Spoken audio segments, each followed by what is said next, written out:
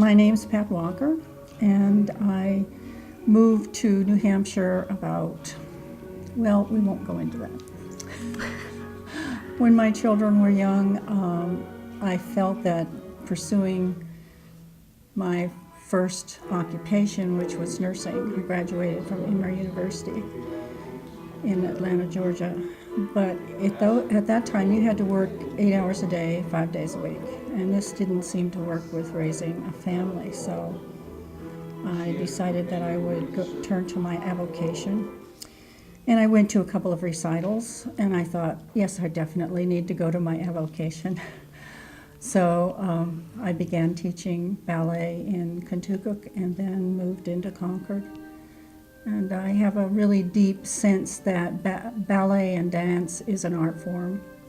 And I resent when it gets used as a sport. It's art, just like music and opera. I have been dancing since I was 2. I was originally at a competition school, and then I came to Petite Papillon when I was 12, and I danced for about, I would say, 9 years there. And then, unfortunately, I went on to college, as we all do, and I actually pursued nursing. And in this day and age, we can work 12-hour shifts and have for like 3 days a week and then have the rest of the week off. So I'm still in school now, but I came to teach, back to Petite Papillon to teach, and I'm teaching a first-year syllabus right now. We can't go as fast as a student would if they were in a school that is doing just dance plus academics. I mean, the students in Russia board there, and it's their whole life. So it's a little different for us. We have to change it a bit and make allowances for the fact that we're not going to go as fast. Well, just to clarify, we do have more than ballet. We have modern dance, and we have jazz hip hop, and Colleen is teaching Scottish Highland dance, and we do creative movement for the little people. I just feel that Petite Papillon not only nurtures the body and dance, but nurtures the soul with art. And I feel, coming from the two sides, I've been in a competition recital school, I felt it was more of a sport. It was fun, but it got to be a burden, and it was much nicer to come and do ballet at Petite Papillon. Because everything, it's like building a house. You start in the basement and you put bricks on top of each other until you get to the top, and that's exactly what the syllabus does. You start at the beginning and you add things as the students are ready, and so that when you come to the more difficult things, they're ready for them and they can execute the technique well, so that when you begin to choreograph for them, you have a whole lot of things that you can do with them, and they're able to do the movements and present them in such a way that it looks like second nature. And I just think it's a wonderful way to teach the art. I have 5 through 12 in my class, so 5, 7, and a 12-year-old. And it's different for each of them.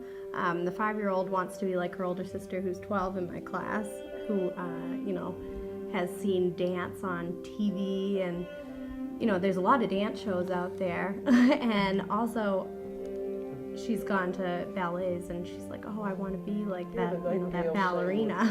And we do have students from 4 up. We have adult classes, and I think the largest number of our students is probably between 9 and 17, but we do have an adult class and we do have younger students.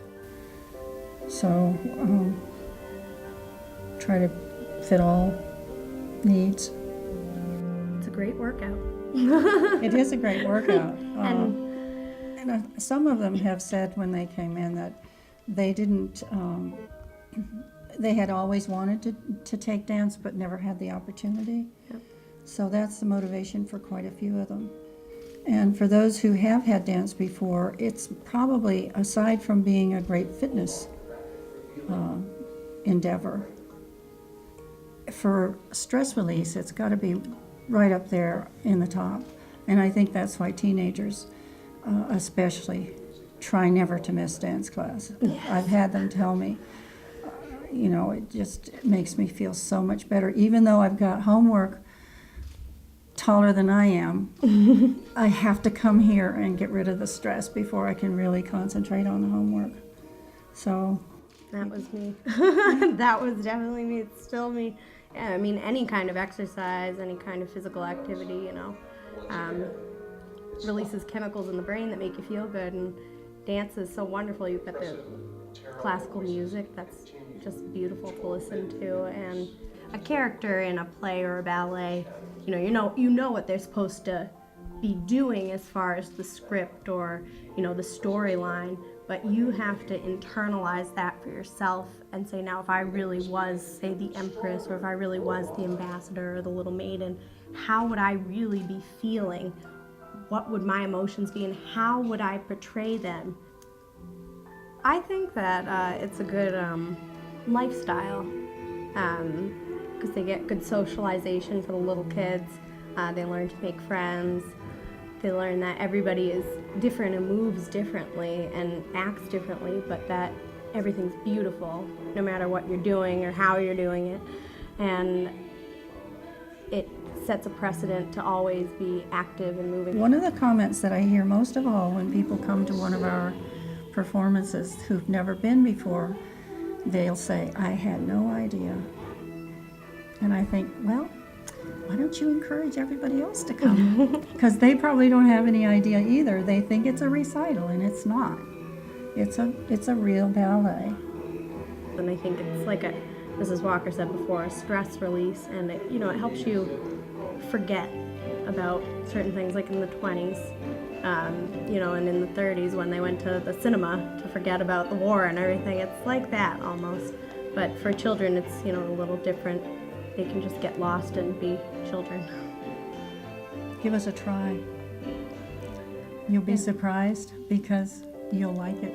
Yeah, it's wonderful. It's a great feeling, and truly devoted, splendid. It really does bring up your self-esteem. If nothing else, I would hope that they would develop a love for the art form and be a supportive audience when they become adults and when they have their own family, to pass that on down to them, because that's really the only way the classics are going to ever endure, is if we pass them down through generations.